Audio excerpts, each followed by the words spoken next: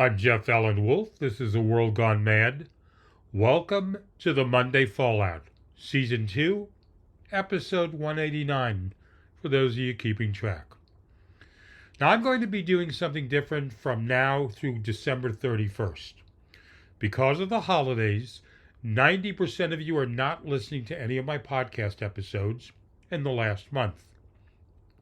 So these remaining episodes are going to be shorter episodes for the rest of the year. And the TikTok live broadcasts that I was doing have stopped. I'll also have a major announcement at the end of the year about my podcast. Also, to all the Wolfpack listeners, I still have my holiday fundraiser for my podcast to help offset some of the costs associated with doing this podcast for 2 years. My initial goal is to raise $1,500 before the holidays by the end of the year. To those of you that have contributed, thank you. Those few dollars are a start. Any small amount from my listeners truly helps. Okay, let's get in all the craziness, right, from Donald and his supporters. Here we go. Over the weekend, Donald Trump froze every major offshore wind farm already under construction off the East Coast. Not ideas, not studies, actual projects with steel in the water, workers on the clock, and billions already spent. And the reason we're given is two magic words Trump knows people are trained not to question: national security. Say it slowly, say it vaguely, and then move on. We were told there are classified reports. We're told radar might be confused. We're told spinning blades and reflected light could somehow endanger the United States. No specifics, no public evidence, just trust us. Which is always reassuring when you're killing thousands of jobs and ripping the brakes off of the energy plans of half the country. Now here's the problem. These projects were already reviewed, already approved, signed off on by the Department of Defense before construction ever started. For years. The military didn't wake up Monday morning shocked to discover wind turbines exist. This wasn't a revelation. This wasn't a reversal. This was a complete change in the beginning. And reversals like this don't happen because of new facts. They happen because of old grudges. Take Virginia. One of the largest offshore wind projects in the nation is already more than halfway built. It was designed to feed power into a state drowning in energy demand thanks to massive data centers and rising electricity costs. This wasn't some green vanity project. It was math. Supply meets demand, or at least it was supposed to. New England was counting on offshore wind for an even simpler reason: geography. It sits at the end of the natural gas pipeline system. It imports fuel by ship like it's 1924. Electricity is expensive. Infrastructure is limited. Offshore wind was a workaround for a region boxed in by reality. And the response from the administration is basically, well, have you tried getting gas from Pennsylvania? As if pipelines appear when you clap hard enough. As if shipping fuel across the ocean is cheap or stable or somehow less risky than turbines sitting quietly offshore. What really gives this away is who's angry about the decision. Not just environmental groups. Oil and gas groups too.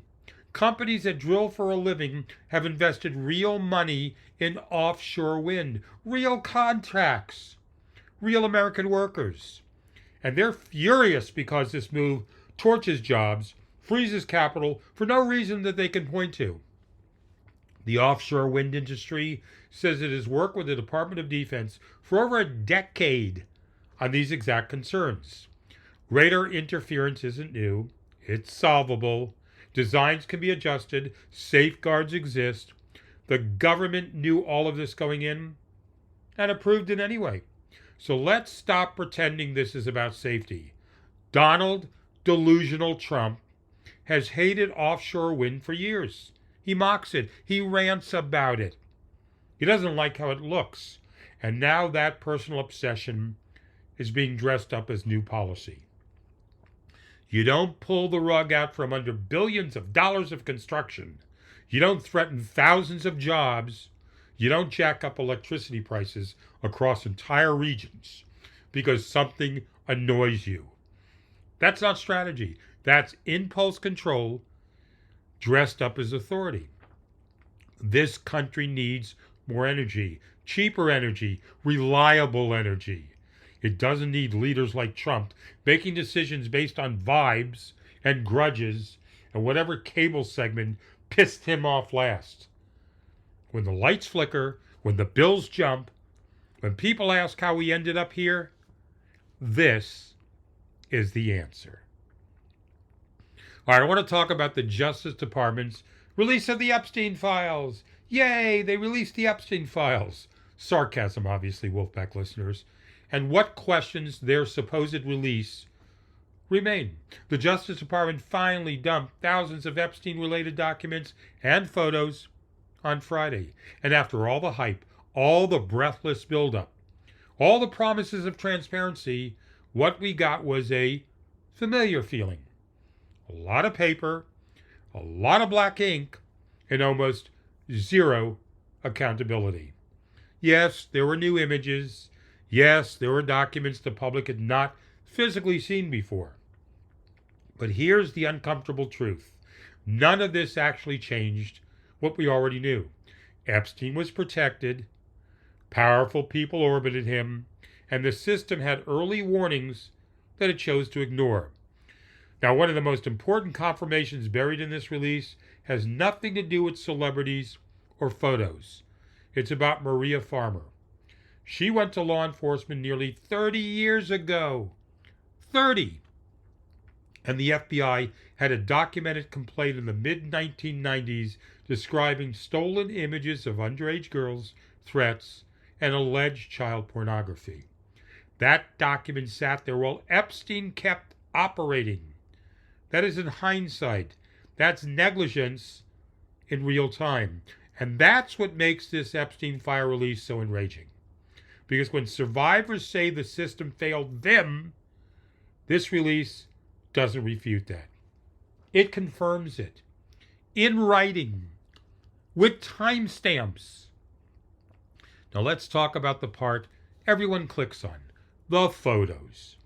The Justice Department released images showing Epstein alongside with high-profile figures, including former President Bill Clinton, who appears in one widely circulated photo of him sitting in a hot tub next to a person whose face is redacted. The DOJ says that redacted individual is a victim of Epstein's abuse. Clinton has never been charged or accused by law enforcement of wrongdoing related to Epstein. And the department says its review found no evidence to justify investigations into uncharged third parties. Now, the problem isn't the photo existing. It's that it was released with almost no context about when it was taken, where it was taken, or who else was present in the photo, leaving the public to fill in the blanks while the government shrugs. But if the goal was clarity, this release did the opposite. Files appeared and then disappeared. An image involving Trump was briefly pulled, then reposted. A massive grand jury report was first released completely blacked out, then partially restored. Duplicate images show different redaction choices. That's not confidence-inspiring. That's sloppy. At some point when documents vanish, reappear, change in real time, you stop calling it sloppiness and you start calling it what it looks like. A cover-up. Even the Justice Department admitted the process was vulnerable to human and machine error. That's not something you want to hear when you're dealing with victims of sexual abuse and decades of institutional failure. Lawmakers from both parties are furious. Not performative furious, actually furious. Some of them went further and openly raised impeachment as a consequence if the Justice Department continues to withhold the Epstein files. The law they passed required all unclassified Epstein-related materials to be released. Not some, not eventually, all. And what we got instead was a partial dump and a promise to come back later. To be clear about what the impeachment talk means, lawmakers were not threatening impeachment of Donald Trump. They were not naming Pam Bondi either. The threat was aimed at Justice Department leadership for failing to comply with the Epstein Files Transparency Act. Specifically, the failure to release all unclassified materials as the law requires. Impeachment was raised as a pressure tactic against DOJ officials responsible for withholding records, not against the president himself. Survivors are furious too. They say redactions are extreme, inconsistent, and unexplained. Some identities were protected, others weren't. People searching for their own histories were forced to dig through chaos created by the very agency claiming to protect them. So here's where we actually land. This wasn't disclosure of the Epstein files. It was choreography. The files were not fully released, despite what MAGA people will say online. The law required all unclassified Epstein-related material to be made public, and that did not happen. What we got was a managed partial dump, shifting redactions, disappearing documents, and a promise again to come back later. That's not transparency, that's control. The question now isn't what was in the files, it's what's still being protected or who. And who decided that protection mattered more than the law? Because someone always does. At some point when documents vanish, reappear, and change in real time, you stop calling it sloppiness. And I said before, you start calling it what it looks like. Once again, a cover-up. That's another episode of A World Gone Mad. And before, I did say that they were going to be shorter episodes until the end of the year because a good majority of you are staying away from social media. Also, just a friendly reminder to all of the Wolfpack listeners, I'm still looking for more support in the way of a small donation.